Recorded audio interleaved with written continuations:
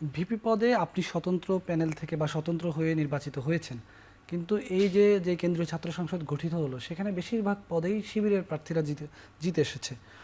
সুতরাং শিবির চাইলে যে কোনো সিদ্ধান্ত বাস্তবায়ন করে ফেলতে পারবে। আপনি তো একা হয়ে গেলেন, সমন্বয়টা কিভাবে হবে বা কোনো ধরনের চাপে থাকবেন কিনা? ধন্যবাদ আপনাকে।